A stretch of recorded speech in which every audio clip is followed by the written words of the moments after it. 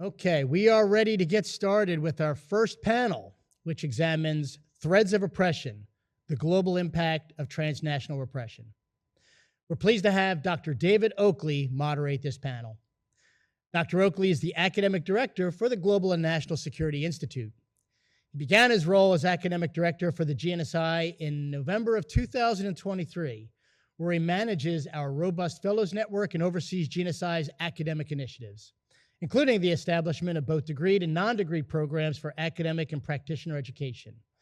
Dr. Oakley also serves as visiting research fellow with the King's Center for the Study of Intelligence at King's College London.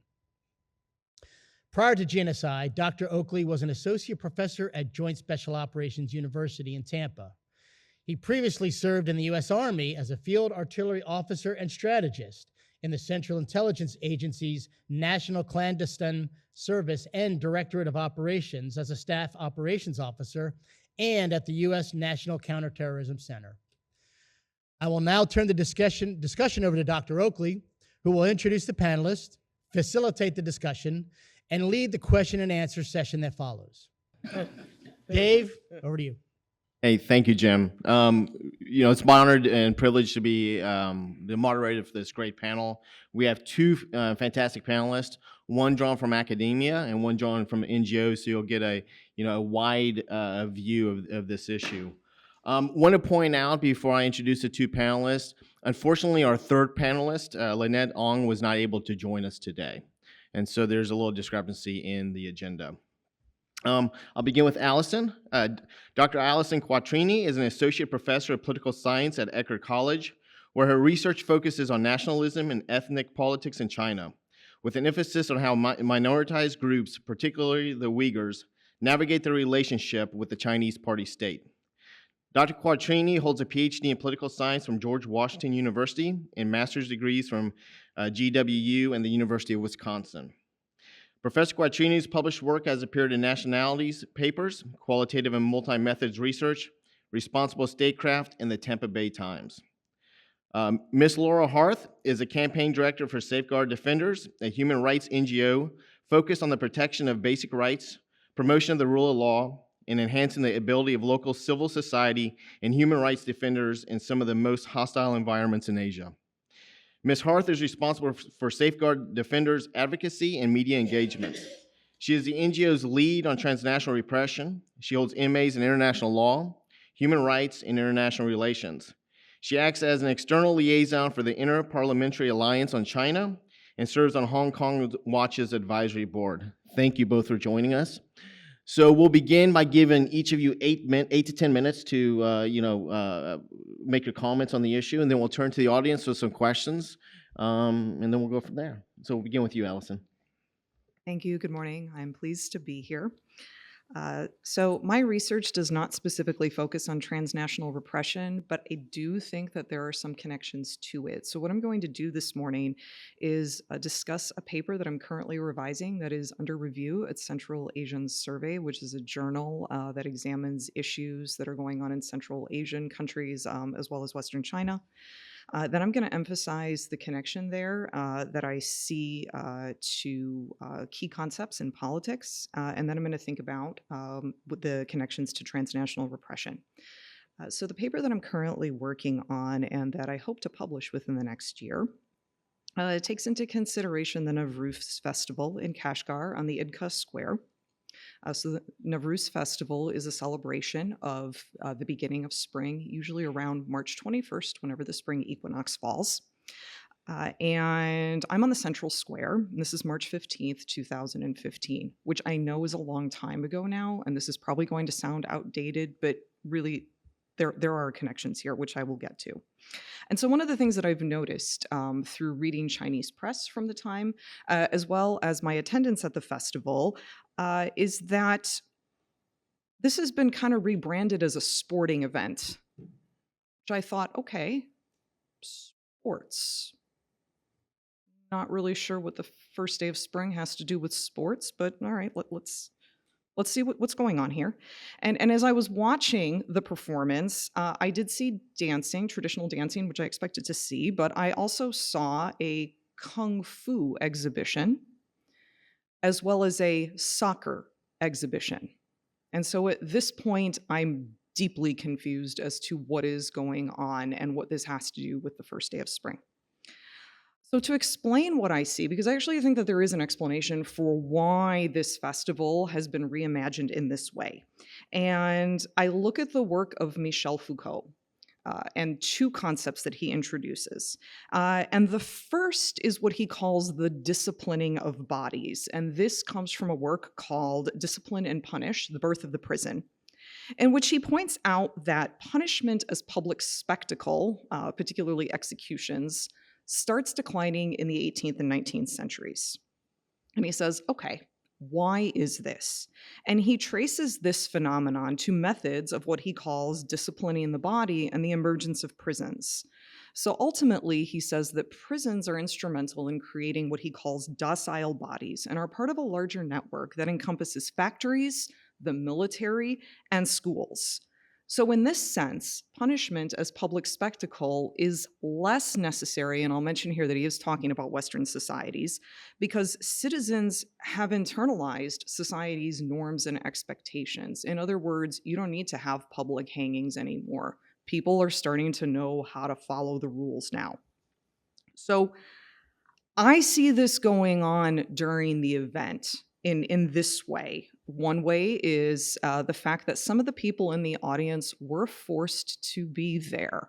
One Uyghur informant told me in China a couple of years ago that very often civil servants and their families have to show up to these public events to show solidarity with the local party state.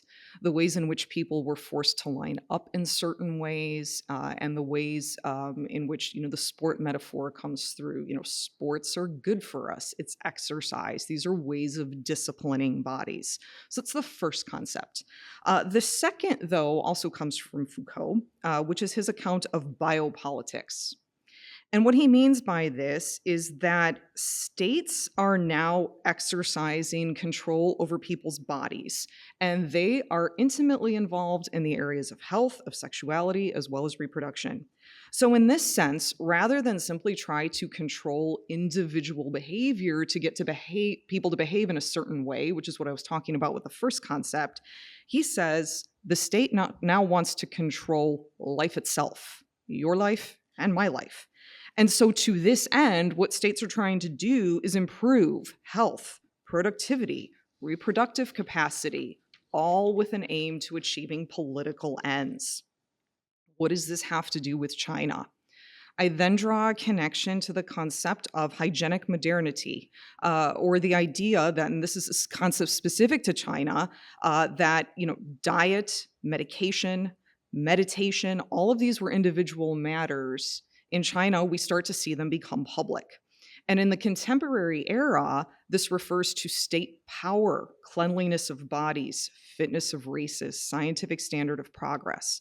So why sports then? The conclusion that I come to is that sports create a strong physical body, but what China is trying to do is trying to create a modern and strong national body as well. And this is what I think is going on with these holidays. And this is also true of other holidays that I attended. I also focus on the Tibetans and the Mongolians.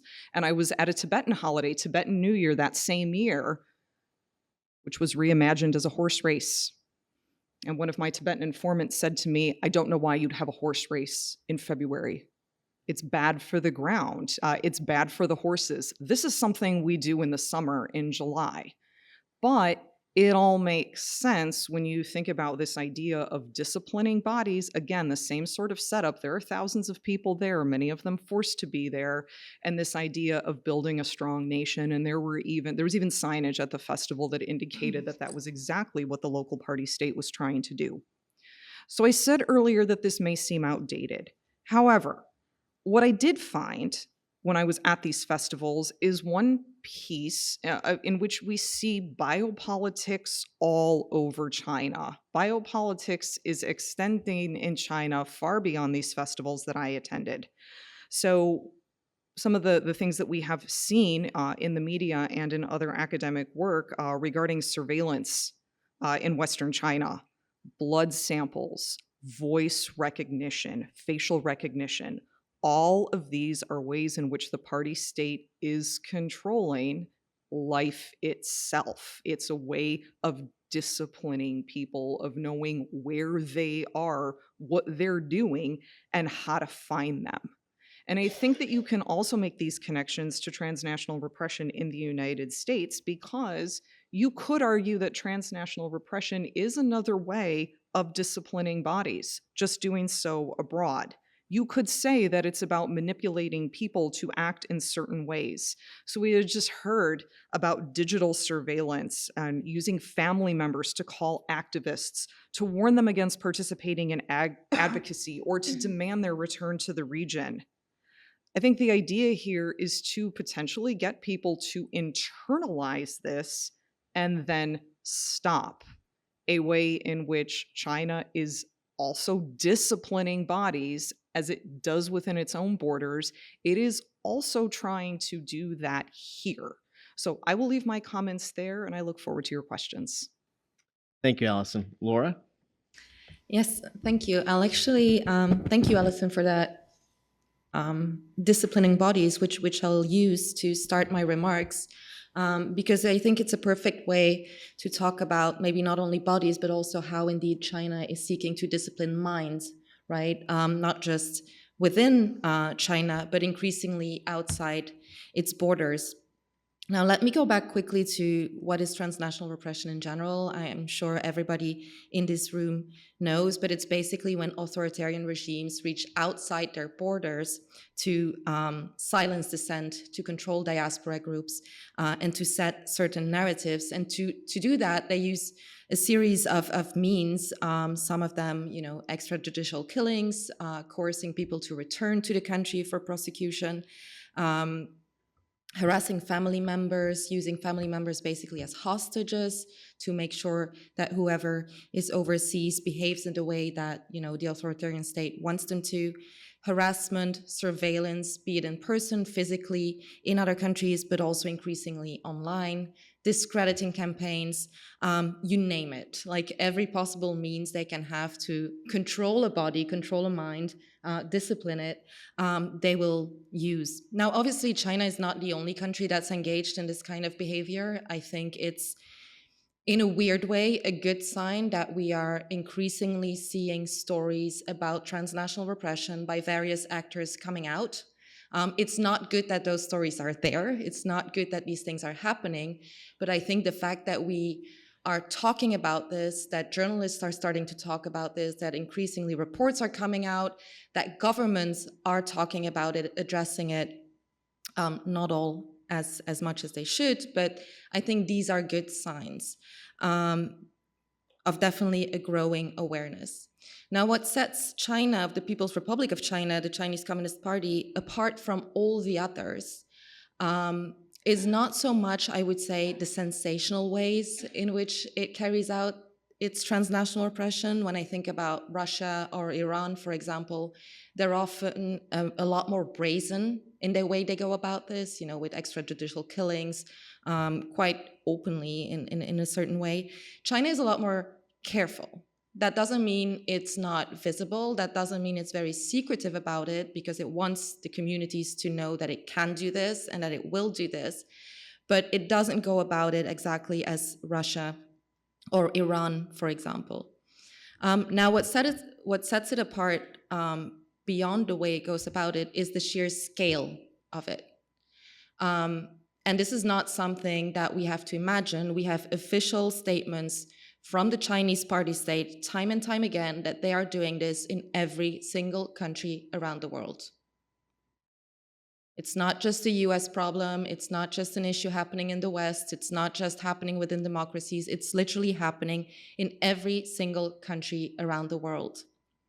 And one of the reasons that is because unlike other authoritarian actors, the CCP is not just looking to go after those that are speaking out. It's not just going after the very vocal activists, the people that are brave enough to talk about what's happening in the Uyghur homeland, in Tibet, in Inner Mongolia, in China, in Hong Kong. It uses those people to make an example of what it can do, but its real aim is to control the entire diaspora. And that's the group, I would say, that we talk about the least, but that's actually where a lot of this transnational repression is playing out. Now, the final aim and objective of the CCP is obviously one of controlling the narrative, which means not only that it doesn't want negative stories about China and about the CCP coming out, or negative stories, as we call it, the truth about what's happening. So it doesn't want that out there. But on the other hand, it also wants positive stories. It wants to make sure that the way people talk about China, the way people think about China in societies outside its territories is conform to the policy preferences of the Chinese Communist Party. So to that end, it really needs to kind of control a vast group of voices rather than just go after a few individuals. To do that, it weaponizes all the means that it has at its disposal, right? It uses obviously technology increasingly. We see that in the online harassment campaigns, but we also see that in the way that they use online means and technologies to track people, surveil people, track connections and networks between people and go after them. But we also see them very much active on the ground. And one of the ways they do that, obviously, is in using this internal control mechanisms they have over all aspects of society. So not just the state institutions, not just the party institutions, but also companies, so-called private actors, private individuals that obviously all have some form of allegiance or are being pressured to work with the CCP to act on their behalf. And so that's something we're seeing not only inside China, but increasingly also outside. One of those networks is obviously the United Front networks that we have all over the world. Safeguard Defenders has reported on the links between these United Front networks and public security authorities back in China, courts, procuratorates, consulates, and embassies, state entities, party entities, together with private individuals overseas that are being used, again, to exert these transnational repression efforts wherever they are. Another reason that's important is that these networks are obviously also used to influence local policymakers, local entities, to build, I would say, networks of trust, which are then again very useful to go back and suppress the communities. I'll give a very concrete example. If you are living in Italy, where I live, and you regularly see local police officers, local politicians show up in pictures with United Front figures or at events hosted by United Front organizations, which you also know, because you're looking at the Chinese records, that these people are working actively with the public security authorities back in China. Now, the chance that you, if you are the victim of a transnational repression effort or an effort to control what you're saying, what you can do or not, the chance that you will go and report on these people to the police officer that's regularly showing up in pictures and at events with this person is obviously not going to happen. So these things are very closely linked, and I think it's one of the reasons that in a lot of democratic societies outside the US these days, and in Europe, it's still extremely difficult to address these issues, because it means that a lot of policymakers, a lot of institutions not only have to be aware of the issue, be willing to address the issue, but it also means they have to take a very hard look at themselves and see where have we, what did we do wrong in the past? What are the things we need to adjust? Because this is not just about a human rights issue of these individuals. This goes much deeper into how the CCP has penetrated all of our societies. Now, just as a last remark, I think it's very important, and I know we're going to talk about the human toll, or others are going to talk about the human toll of living with transnational repression, but I think it's so important, again, going back to that aim of controlling entire societies, that we think about how this impacts people, even when they are not the direct victim of a transnational repression effort themselves. It is enough to know that it can happen to you. And that is another thing that the CCP wants to do. It makes example of some of the people, for example, that are in this room, right? And that are brave enough every day to speak up, despite the fact that they've been sanctioned, despite the fact that their family members have been taken hostage. They continue, but they are also an example to the wider community of what can happen. And that obviously silences people. It seeks to divide people. There's a huge amount of, I would say, warranted paranoia within the communities. People have a reason to be afraid and to, be paranoid, but at the same time, that has a huge cost on how people can organize who they will talk to. And that's obviously, I would say, not a secondary effect, but another precise aim of the CCP. And last but not least, that all leads to people isolating themselves. So the toll of transnational repression is not just in, I don't feel free to express myself. I don't feel free to organize myself with others. I may not feel free to move wherever I am. It goes a lot further than that. It really impacts every single part of what constitutes a human being, of what constitutes a human body and mind, I would say. And I'll leave it at that. Thank you. Hey, thanks, Laura. Just a reminder, if you have any questions, you can move to the mic, and we'll take the questions from the mic. So go ahead. I do want to start off with one question that I have. I like the concept of disciplining bodies and the controlling societies. I remember back, I guess it was roughly about 30 years ago, I was in China. And I was amazed with how they structured, and we're at universities, and how they structured the students' time.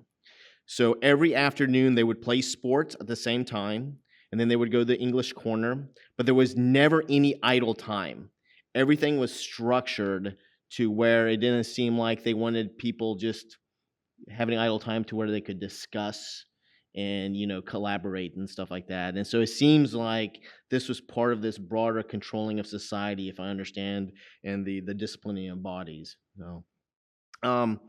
Before I turn to the audience, the one question I did have, there was an article in the Atlantic this past weekend from Ann Applebaum, and she touches on China, and she makes the argument that China is not just focusing on domestic security, but attacking democracies, because she believes that the democracies itself will weaken China. That created the question in my mind: is China's main goal regime security, so internally focused, or is it externally focused on influence, or both?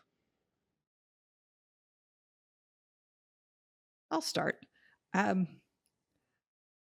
My work and research and read of the situation has usually pointed to the idea that this is more internally focused, just based on the limited knowledge that I have of budgets, which is very limited. As you all probably can imagine or already know, China doesn't release the numbers that it's spending. But from what I've been able to gather, a lot of what they're spending their money on is internal security to protect the party.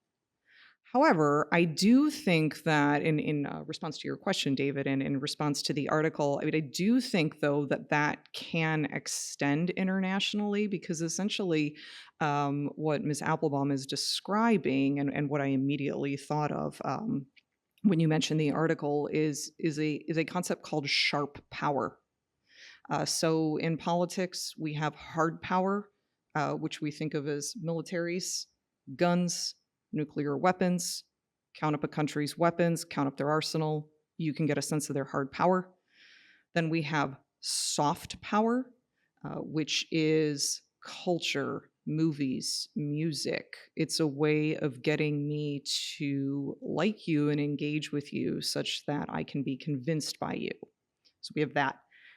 Now we're starting to see something, and I didn't come up with this term. I don't remember off the top of my head who did, called sharp power. And I think transnational repression does fall under the category of sharp power, and also this attacking of democracy, this manipulation, undermining institutions abroad, which I think you could make an argument could also connect to China's internal security. So maybe where the answer to the question has gone is that it's more both. But I'm thinking that we should increasingly pay attention to this idea of sharp power. Oh, I'll just also add one more thing. If anybody has heard of the Confucius Institutes, people tell me all the time or try to tell me that soft power. No, sharp power for sure. Thanks, Allison. Yeah, I agree with the conclusion that it's absolutely both. But they're obviously very clearly interlinked. So the CCP, and even more the core of the CCP, right, as they say it, so whoever is in power at the moment is obviously obsessed with the survival of their regime and with the survival of their own personal hold on that power. Now, I think what the CCP has increasingly realized, or maybe, it's probably always been there, they just didn't have the capacity and the means to pursue it the way they have now. But obviously we've seen since Xi Jinping came to power how those two things of maintaining internal security, maintaining internal control has been ramped up, but has increasingly also spilled over into the wider world. And I think it comes from their understanding that they need to create an international environment that is more, let's say, in their image, so more conducive to this regime stability, to the security of this regime. And one of the things they clearly see, they see a big threat in democracy, in the idea of democracy. And we've seen, party statements and documents that very clearly outline how all the things that we hold dear and we think underpin democracy, for them are seen as mortal enemies, right? So I think those two things go very closely together. And, I'm not sure I agree, on the budget, one of the things we've seen Xi Jinping really put an emphasis on since he came to power is this united front work, right? Which again, obviously has an internal component, but also externally. And it's building these influence networks, it's building this, expanding this circle of friends, or at least people that are willing to, go along with a kind of positive narrative about the CCP, but at the same time cracking down on enemies, right? By the way, a circle of enemies that more and more doesn't just consist of members of the diaspora, but also other people that are critical, people that are in politics, people that are in companies. Anyone can literally become the target of these efforts. And I think, if anyone ever had the time, for example, to map how much these both things are happening at the same time and how much is being invested, maybe we should all do it together, is just to look at the sheer amount of meetings, events happening every single day in the smallest little town in I don't know what country, but all over the world, of United Front organizations or delegations from this township and that township in China, and they're just meeting with local counselors that have never had any foreign policy experience, nothing. And they're coming in with these soft kind of, we'll have some economic cooperation, we'll have some cultural cooperation, we'll do these things. But it's happening on a massive scale every single day. And nobody in democracy has the time to actually track it and look at it. But I would argue that looking at that, the investment is massive. And I think, we are feeling the impact of those things. Thanks, Laura. Now we'll open up to questions from the audience. When you come to a mic, if you could introduce yourself and what organization you're with. I have a question. I guess this would be for both panelists. There have been recent news reports over the last 2 or 3 years about police stations, the Chinese setting up their own kind of ersatz police stations in different countries around the world, including the United States itself. There was a group that was busted in New York. And the official explanation given by the Chinese, that these are just trying to help Chinese diaspora members with paperwork, with passports, with driver's licenses. But of course, the available evidence suggests that it's a lot more nefarious, that these are means of actually trying to police diaspora populations abroad. And it seems like they've been found to varying degrees, and often set up as, oh, this is like the Guizhou police station, just happens to just very enthusiastic foreigners, but of course it looks a lot worse. But I haven't seen a lot of news about them lately, because I know some have been busted, and then there were others that were noted in the news, and then there was nothing else said about them. So what is the current status of all that? I mean, have there been, are some of these fake police stations still in operation? Are they, has there been a crackdown on them both in the United States and in Europe?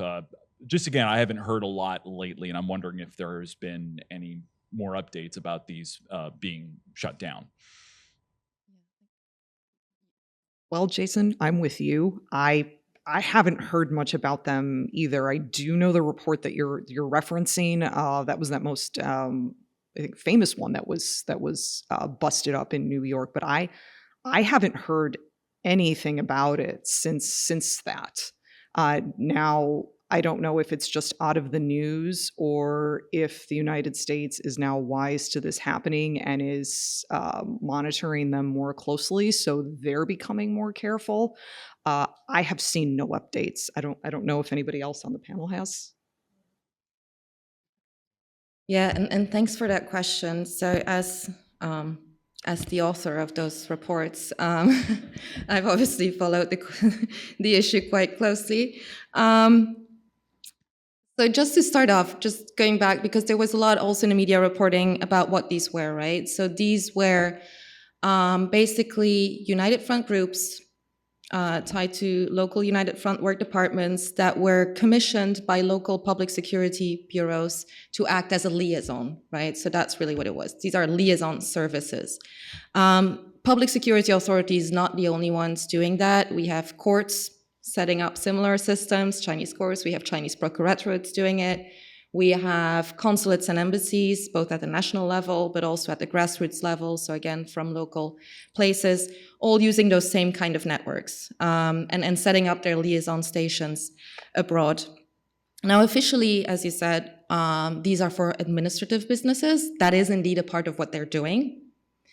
In many cases already, that is violating international law and the sovereignty of other nations, because you cannot just go and open a liaison station wherever you want without declaring that, even if it's for administrative businesses.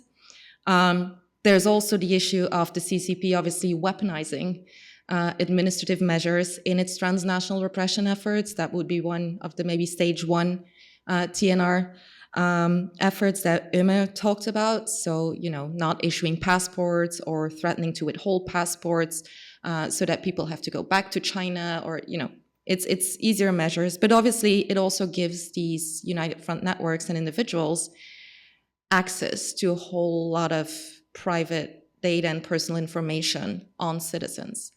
And the fact that you're giving citizens, residents in other countries, as the Chinese state, no other option basically than to go through these United Front networks to exercise some basic rights, basically, obviously means again that you feel that control. Because while police stations and all that other business was obviously undeclared to the countries in which it was happening, the communities were very well aware because they knew where to go. And this was basically broadcasted on WeChat channels and so on, that, this is not just for administration, like these have been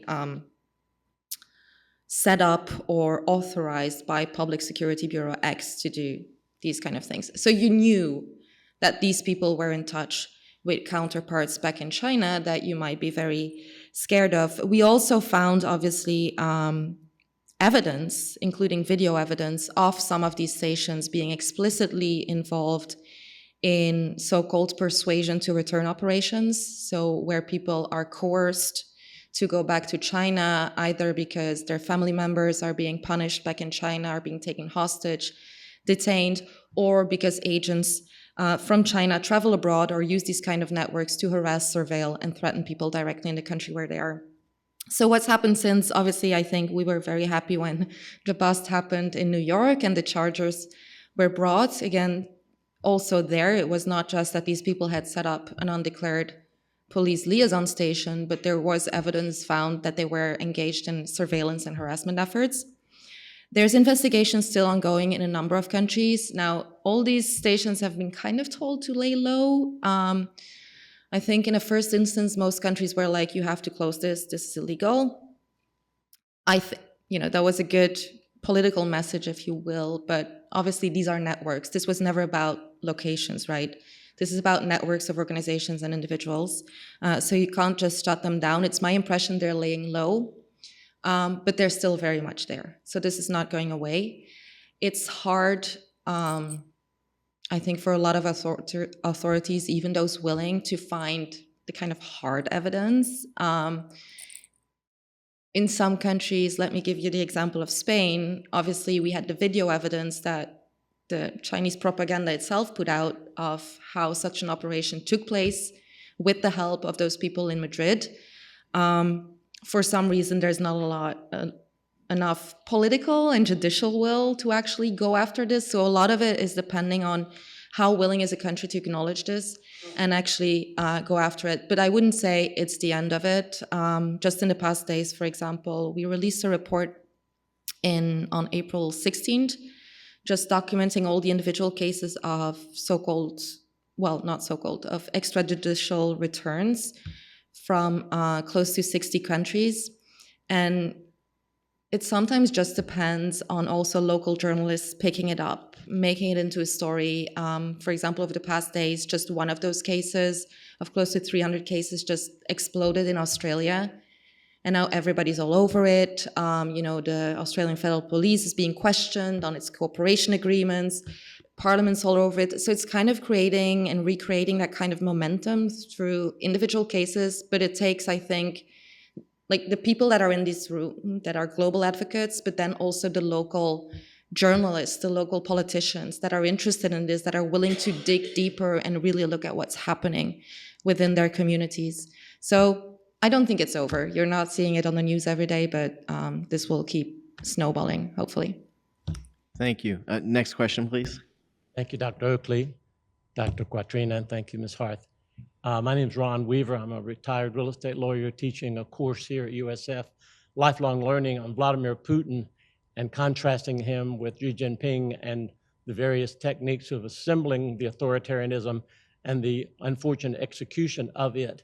My question is this: it's a tale of three crises in China regarding corruption and COVID and consumerism.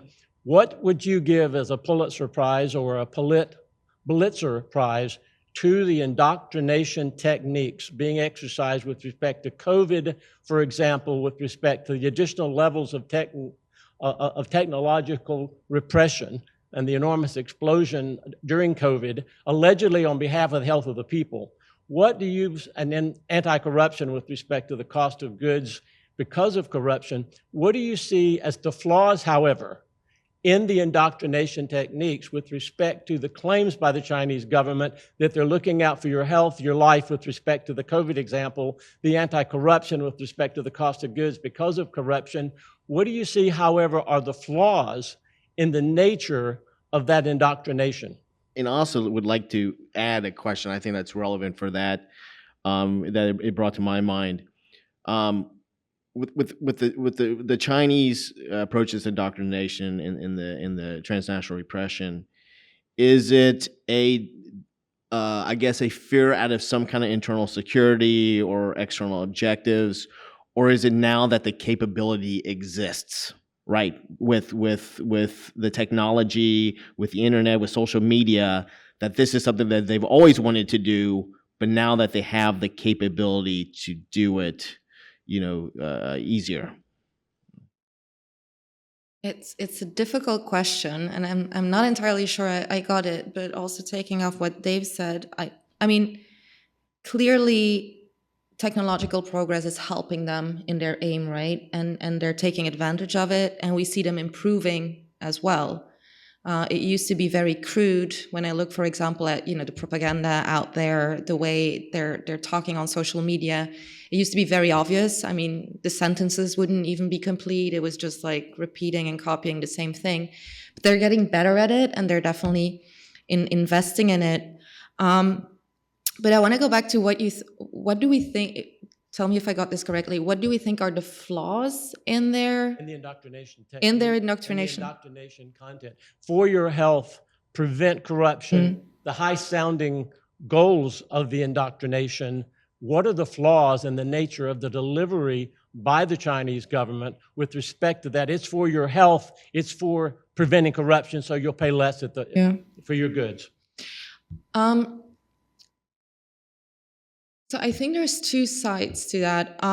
My sense is that increasingly inside the country, it's not necessarily working very well, but obviously it's very hard for us to know, right? To get an actual sense of what's out there. But you kind of, every now and then you see this flare up of dissent, people taking courage, coming together. I mean, the white paper protests, obviously, were a very clear mark of that, and the way they're cracking down on it as well, and like the way they're cracking down on any online dissent is quite intense. So another indicator of that, and maybe Dave, you have more to say on this as well, is how they're ramping up, because it starts with right to health, anti-corruption. Now you can't talk about anything that's economic data. Like everything is becoming very sensitive. So to me, that indicates a regime that's very scared. Right? That every part of the information is dangerous. On the other hand, though, I do feel that a lot of their propaganda outside of China is still very effective. And it's like, it's so blatantly propaganda, but somehow they have a lot of audiences that want to hear this, or that just do not feel it's important enough to kind of counter it, because there's some advantage to be had in trade or commerce or whatever. And so, yeah, we'll just go with it. Thank you. Thank you. Actually, I just wanted to add something that I was thinking about. Is you were talking about the flaws, but something that concerns me is how many people, I mean, just from scholarship that I've read, things that I've seen, might actually buy into some of this, like with the surveillance, the for your health. I mean, I've seen reports and interviews with people for the social credit system who say, yes, this is exactly what we need. This is a great thing. And yes, those come from people who tend to be upper middle class and maybe don't have anything to lose. But I've also seen people who maybe have more to lose who are still saying, yes, I have done wrong, and now I owe my local party apparatus some money. So I think there's a concern there too, is that there are people within China who are buying into this and think it's great. Well, one of the oh, go ahead. I'm sorry. No, just maybe wanted to quickly add, because you specifically mentioned anti-corruption and the other things. I do think there's an issue again outside in how they managed to find these new kind of propaganda tropes. And obviously anti-terrorism was one, and the Uyghurs have borne the brunt of that. Then we got anti-corruption, and what you very often see, especially in the beginning, is how foreign countries buy into it, right? Yes, we need anti-terrorism cooperation. Of course we need it. Yes, China is doing anti-corruption. Fabulous, let's all work together on Operation Fox Hunt, right? And so you always have a couple of years in the beginning where they come out with these things, where other countries are like, yeah, sure, let's do it, let's cooperate. And that creates a very dangerous environment, especially where usually, the US, Australia, maybe some other countries will be like, actually, this thing doesn't look so good after 1 or 2 years, and like start looking into it. But other countries are still going along with it. So it is effective in that way, and I think the way they keep redefining it, it's like interesting to look at what is the latest thing they're going for, and like pay a lot of attention to that. One of the things that I think we often forget, and I think it's back to the indoctrination. I used to teach in a program where we had a lot of military officers from the Middle East and Africa, and it seemed to me that a lot of them accepted the Chinese message, right? And so we're looking at the decline of democracy and some of our inconsistencies in our own policy affecting the way this resonates with individuals. And so I think sometimes we often think that the message, we don't buy into the message, but I think others do. And I think it's it's resonating with them. Mr. Kanat? Yeah, I just wanted to, comment and give them Uyghur perspective to the question that why Uyghurs are being targeted. So I agree with what Allison and Laura said about that. But according to us, to Uyghurs, Uyghurs think that, and also Uyghurs are a different people. We have a different culture, different language, and different religion. Culturally, linguistically, we don't have anything to do with Chinese. So, and the name of the region itself, China call it Xinjiang. Xinjiang means new territory. And Uyghurs call the historical name of the region, which is East Turkestan. And before 1949, we had our own semi-independent state, East Turkestan Republic. We created, the Uyghurs, established East Turkestan Republic in 1933, the first East Turkestan Republic. The second East Turkestan Republic in 1944. And Chinese communists took over the control of the region in 1949. In China, also, themselves, Chinese government and Chinese themselves think that this land doesn't belong to China, because they feel like foreigners in that land.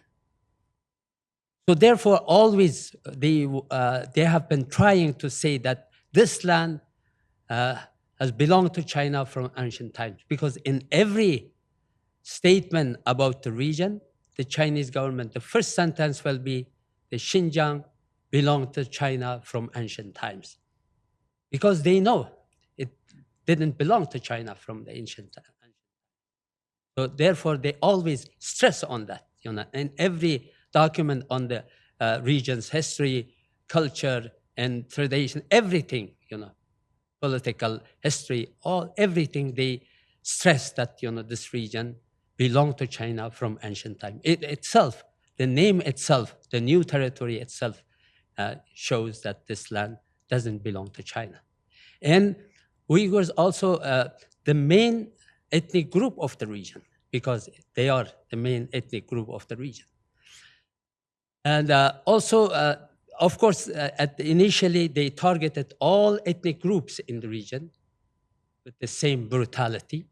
But later, because of this interference from the neighboring countries like Kazakhstan, for example, because Kazakhstan has very close relationship with China, thousands of Kazakhs was released from the camps because China wanted to maintain its good relation with Kazakhstan, so therefore they did that. So this is one of the reasons. And China has been trying since its occupation of the region in 1949 to assimilate Uyghur people, but they have not been able to do it. And they were and especially Xi Jinping, were very disappointed because of not succeeding in assimilation of the Uyghur people. There are some unconfirmed reports that when Xi Jinping visited Kashgar in 2014, and he was shocked that Uyghurs were still Uyghurs. And he criticized the officials of the region. So why still Uyghurs? He thought that maybe Uyghurs already, assimilated in large part. That they speak, all of them speak Chinese. And so when he came to China and tried to speak with the people, nobody understood him. Nobody was speaking Chinese. Everybody was speaking Uyghur. So he was very upset, And he criticized the Chinese officials. What did you do? What you have done for those 70 years? Why we were not able to assimilate the Uyghurs? And also, the region is very rich and also strategically very important.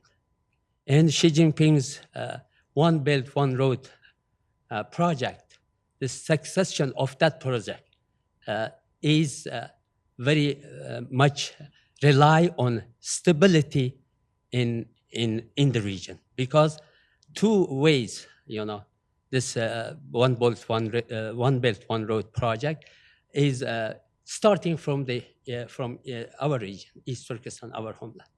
One from in the south, from Kashgar, the other in the north from Korgas, Gulja. So therefore, it is very important for this project to be succeed, to the stability in the region. And also Xi Jinping, because we are different, Xi Jinping doesn't want, he wants to create a one type person, Chinese. And so he cannot tolerate any other diversity. So he doesn't want to see any other language, any other culture. So officially in China, there are 56 minorities. It is only on the paper. There is no, these minorities already disappeared. They don't have their language, their culture, all forgotten. Only three minorities in China. We are not minorities, of course, in our own land. We are majority, still majority in our own land. Tibetans, Mongolians, and Thank you, Mr. Kanat. That's a fantastic perspective from a Uyghur. I really appreciate it. Thank you. I'm Andrew Beeman. I'm one of the social science librarians here on the Tampa campus. This might just be a cumulative question, and I think we alluded to it before. How sustainable are these efforts? They seem like an incredibly expansive, exhaustive resource, time-consuming, financial-consuming. I wonder, are these the actions, and this is what was sort of referenced a moment ago, are these the actions of a CCP in crisis that's desperate, that's falling apart? That they're just, I mean, it seems like afraid, yes, but is it actually weakening, or is this coming from a new position of strength in perhaps in their eyes, which might just be an internal question? But I guess that's kind of is this a symptom, or is this something new that's going to be longer lasting? It really has to be ingrained into how everybody thinks about this now. Thank you. So from a political science perspective, one could argue that this is perhaps more a sign of weakness in the sense that, generally speaking, authoritarian regimes don't fall apart because of populations. They fall apart because of other elites. It's other elites that take them down. And now that Mr. Xi has taken control over a number of small leading groups, more than other leaders have, he has surrounded himself and his new Politburo Standing Committee with a lot of people who are just, I would call yes men, who kind of support him. In the event that anything were to start to go south, he doesn't have people around him who could say, you might want to rethink this, or this isn't a good idea, or maybe we need to retool. He has people around him who are saying, okay, yes, we'll keep doing this. Yes, if that's what you want, we'll keep doing this. And I think that is actually to the detriment of an authoritarian society. So I'm skeptical that this is sustainable because when authoritarian leaders don't have people around them to give them any pushback, I think you start to see weaknesses. I also think, though, that the fact that he has surrounded himself with so many loyalists does indicate an awareness of that, and does indicate some fear. There was a suggestion a little while ago that part of the reason why he hadn't been leaving the country is that there was concern that other elites might be plotting something. And so some political science literature would suggest that this is a weakening position, even though from the outside it might look strong and confident. Yeah, I would agree with that analysis, at least in part. Clearly a regime that's very self-confident doesn't need to spend all the resources and energy that it's doing in these kind of things, right? And we see that both inside, even at the highest level. This is clearly a regime suffering from severe paranoia. We see all the purges happening all the time within the party system, both at the national level, at the local level. So there's clearly something going on, right? I would even going back to before, like the fact that there's almost nothing anymore in Chinese society that's not sensitive information, that's not covered by like national security. And so clearly there's profound fear in a way, right? At the same time though, it's not like the rest of the world is in this amazing place where we can kind of seize the momentum and use that to our advantage, or at least to like support those voices, democratic voices that are out there around the world. So it's a bit of a mixed bag, but I would also add, obviously, there's a lot more opportunity these days. We've talked about the technological advances that they can obviously use. Their cooperation with the wider world is still growing. Democracies are kind of, I'm trying to think of the word in English, it's not coming, but they clearly are having an environment of other countries that are keen to work with them, of other regimes that are keen to work with them. So that's not pointing to a crisis. And then last but not least, I think one of the things we shouldn't underestimate, and that goes back again to, the kind of communist party setup, is that not all of what we're seeing is a national initiative, right? It's not like, there is one single person in charge of transnational repression in Beijing who's like, okay, today we're going to go after these people and like, you're going to do this. This is really a mix of central authorities, all the authorities that you can think of in the state and the party apparatus, but then also their copies at the local level, right? And what often happens is obviously these people at the local level, they're like, oh, the guys in the township got some good remarks yesterday because, they went after that person who lives in Uganda. Like, why, we need to do better. So we'll go after person X in the US today. So there's a lot of that happening as well, if it makes sense, which is not necessarily because the regime is in crisis or because there's opportunity. It's just simply the opportunism of individuals on the ground in very local places that are like, we want to demonstrate to our superiors that we're better at this, that we're working very hard because we'll have our annual work report at the end of the year. And we want to be able to say that, we coerced more people than the township next to us to come back to China for persecution, just as a very simple example. So there's a lot of different things happening at the same time. Thank you. Next question, please. Yeah, hi, good morning. Thank you for the panel. My name is Juan Hermida. I'm a graduate student here at USF. And Laura, you mentioned these United Front organizations, right? So I started thinking about like local allies in the West.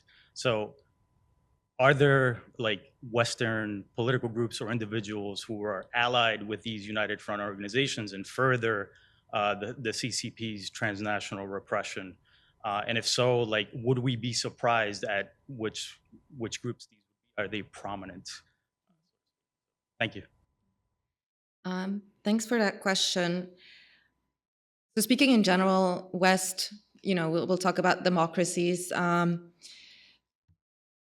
CCP is in a way apolitical, right? And so is the United Front. They don't care if someone is left, center, or right, or on any of the extremes. They're just trying to make allies wherever they can. And the broader that spectrum is, the better, right? Because then it seems like this is the kind of mainstream messaging and narrative and idea that everybody has. And everybody that's critical of the CCP is really just like an extremist, a fringe person that we should avoid. So they're not necessarily going for, they're usually trying to cultivate whatever they can. And that happens in politics, that happens in the world of enterprises, that happens in academics, really every part of society that they can kind of get into. That said, I think when we look at some of the latest scandals that have exploded, for example, in Europe, what we do often see is that those that are bought and paid for happen to be on the extremes, be it extreme left or extreme right. It's kind of the horseshoe theory. But I would be careful. And I think those are obviously groups that may be extremely susceptible to those kind of influence operations, but I would be very careful in thinking that that is generally how it works. What we see is them really trying to go everywhere and cultivate as many people as possible. So that's where really the awareness raising effort needs to be on, what does it mean when they come and meet with you? What do they really want? Who do these people work for? That's something that needs to happen. I think we've done a good job. The panel's done a good job of describing the situation with the Uyghurs. I'd like to turn to a policy solution type of discussion. And so, before Congress, you have various acts: the Transnational Repression Policy Act, International Freedom Protection Act, the Khashoggi ban, of course, named after the reporter who the U.S. intelligence community said was targeted by Saudi Arabian leadership and killed. And that brings me to my question. I know that by far the CCP, China is conducting transnational repression. That has the highest level, like 30%. But some of America's closest allies, Turkey, Egypt, have started ramping it up. Even India was accused recently of targeting someone to kill in New York and successfully killing someone in Canada. And so that brings a question: is as we focus on the issue with the Uyghurs and the CCP, there seems to me a friction between some of our broader national security interests in the U.S. In tackling this. And that potential inconsistency in how we respond could then be used against us. And so how does the United States approach that it's not only China that's increasing this, it's actually some of our partners and allies that are doing this? In thinking about this, I wonder if there's some things that we can do that would apply to China that would also apply to these other countries. One of the things that's not come up this morning, but I think should, is increased transparency at Interpol. One of the things that China is doing is increasing its use of red notices, basically saying to other countries, "Hey, go after this person for us. Would you mind doing that?" When really there's no real reason for that. And if China's doing this, other countries could ostensibly do it too. So asking, for Interpol to make sure that they're being absolutely clear about who they're going after and why, so that we can monitor whether they are misusing those notices. One of the other things also that I was thinking about is that maybe rethinking our relationship with these allies when we're thinking about extradition treaties, foreign aid, information sharing, any bilateral security agreements, that we need to look further into this and renegotiate that if possible. And I would also say is that not only for China, but also for these allies, when we have incoming diplomatic staff, really look into their backgrounds and find out, do you have a history yourself, diplomatic staff, have a history of harassing exiles? If so, then we're not going to have you work in the United States. Thanks, Laura. It's always a difficult one. I'll start by this. I think one of the most interesting things that, for me, from a European perspective, I always find when I look at the US's approach to this, and I should start by this. There's a lot still that needs to be done, but the US is really leading the effort on countering transnational repression around the world. So that's a good thing, and I think other countries are really looking at it, learning from it. We're pushing them to also start actually implementing some of it, but we're not there yet. But I think one of the most interesting things that I see whenever I talk about these issues with US officials or US citizens and activists is this understanding that national security interest, sovereignty, and human rights are all directly interlinked and connected.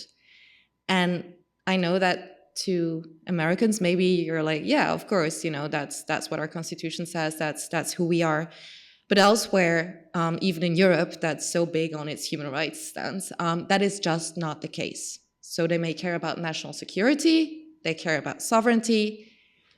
Human rights, especially of diaspora groups, not so much. And they don't see how these things are connected. I know that's not a direct response to your question, but I think that's one of the things we need to get to, because unless there is that understanding, obviously, when partners and allies, and there's a lot of geopolitical turmoil around the world, this is a very dangerous time, so, people want to be careful in how they speak to their partner and allies, but if they don't understand that human rights needs to be an intrinsic part of their response and how they understand their own national security and their own sovereignty, that's going to be difficult. In general, a lot of the tools, obviously, that apply to Chinese transnational repression, would apply also to other countries. So I think sometimes from an advocacy point of view, it depends what country's transnational repression may country X be more, interested in tackling. If it's Russia, if it's Iran, if it's India. But in the end, if it's China, the kind of tools that you develop are usually the same, right? If we look at the FBI's threat guide, for example, it's out there in about 69 languages. It's not only China, yeah? And so making that clear. I think as much as possible, be public about it. What happened in Canada, which, the murder perpetrated by Indian agents, the fact that was made public, that was attributed, I think is very important. That's another thing that is my sense the US is trying to do as much as possible on, being public in attributing. Many other countries are not. We have a very good example recently with the APT-31 hacking attack, which targeted, government officials and members of parliament around the world. This particular group, which is led by the MSS, Ministry of State Security in China, is particularly focused on the US and on Europe. So what happened was the FBI found out and actually notified its partners and allies in Europe in 2022. Those partners and allies in Europe, most of them, 90% of them, decided that they did not want to inform the members of parliament that had been targeted because they did not want to attribute. They did not want to talk about it. So again, this is something where I feel the US is pushing and where civil society, members of parliament that are active in these issues can do more to make sure their governments do it as well. I'm going to leave it at that. But so, be open about it, talk about it, and obviously, I guess, the way you talk to partners and allies compared to adversaries might be different, but still, we need to call it out because clearly this is unacceptable, and it is an issue of national security and sovereignty. Thanks. Thank you both. Ma'am, next question. Hi, I'm Kelly Curry, and I really appreciated the answer on that last question and the question itself. I wanted to ask Dr. Quatrini, as an academic, have you faced any pressure in terms of threats or lack of access to research subjects or denial of visas to travel to China for talking about some of these issues? And that was one question. Then I also wanted to ask you, as an academic who studies these things, one of the aspects of this that it seems to me is very present in the way that China deals with these ethnic, or there are two aspects that I'd like you to comment on. One is China as a colonial occupier in these territories that previously may have been distinct, not just ethno-linguistically and religiously, but as political entities in the past were distinct from the kind of Chinese homeland, as it were. And then the other aspect being the kind of cross-border linkages or linkages to international religious faiths or the ability of these of certain ethnic nationalities to have contact with groups beyond the the borders of the PRC and potentially find solidarity for their cause and have a greater potential to have a message beyond that resonates out in the rest of the world, and if that may account for some of the disparity in treatment of different ethnic nationalities within the PRC. Thank you. So it sounds like the first part of the question is, have I encountered any threats or any issues with access? I have not been to China since 2019. I haven't tried to go back. And part of the reason why I have not tried is that in 2021, CGTN, China Global Television Network, asked me for an interview and said to me, "We want to know what you think about the camps and what you think about the genocide designation." And I said, "Thank you for thinking of me, but I decline to participate." So they're aware of me. I do believe that if I were to go back to China, I would be detained. At best, deported. And so for this reason, I don't go back there, and I haven't been there in 5 years. The last time I was in the Uyghur homeland was in 2015, and I was detained and I was thrown out. And so for that reason, I have never tried to go back there, and I don't think that I will. In addition to that, I've lost all of my contacts, or most of them, in China. All of my Uyghur friends have defriended me on WeChat. I had one 5 years ago, and then I lost him. And it was really sad because that was how his wife was my tutor, and that was how I was keeping track of her. And then I lost that, and so I was completely unable to have any information about what is going on. Although I support everyone's decision to defriend me, I think they should have. And part of the reason why I no longer return to China is because I just don't think that at the moment it is ethically defensible to do so. Not only is it not safe for me, but it's not safe for anyone there. It would just not be the right thing to do. And as much as I love my job as a professor, as I tell people all the time, it's just political science. Really, it's just research. It is not worth anybody's life. So I'm moving on to Indonesia. We'll see what happens there. The next part of the question is commenting on colonization. Yes, one of the things or designations that the Uyghur homeland is referred to is it's an internal colony.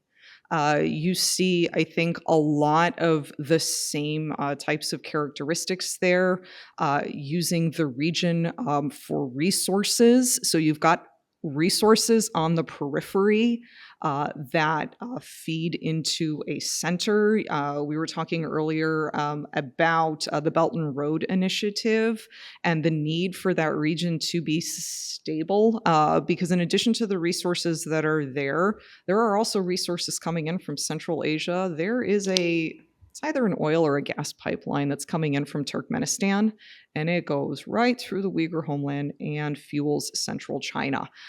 So again, you've got the use of that region to fuel the center for sure, and as well as the assimilation efforts that we've talked about, trying to get people on the periphery to be more like the center. There's an interesting work. It was written in the 90s, but I still think it applies. It's by Stephen Harrell, and he talks about civilizing projects. And not just in the Uyghur homeland. He talks about them in other borderlands as well. Particularly, his focus is the southwestern part of China, but I really think that it is applicable to everywhere. This idea of we need the border regions are backward, and we need to make them more like the center. This is exactly what you would see in a colony. And then the final part of the question was cross-border religious faiths and contact with groups beyond. My read of the situation is that the CCP is quite wise to this, and this is one of the reasons why a religion like Islam scares them so much. And by the way, it's also applicable to Catholicism. Not so much Protestantism. Why? Because both of these religions have foreign influences. There are centers of faith. There are authorities that are outside of China. We were talking, about what is the reason why these religions are threatening. One of the things that we didn't really mention is that it suggests that there are authorities that are higher than the CCP, and that is a big part of the problem. And so contacts with groups beyond, I think has, as far as I can tell, has been limited. I think the CCP is quite aware of the foreign influence and is afraid of it. Hey, thank you, Allison, and thank you, Laura. A quick round of applause for the panel.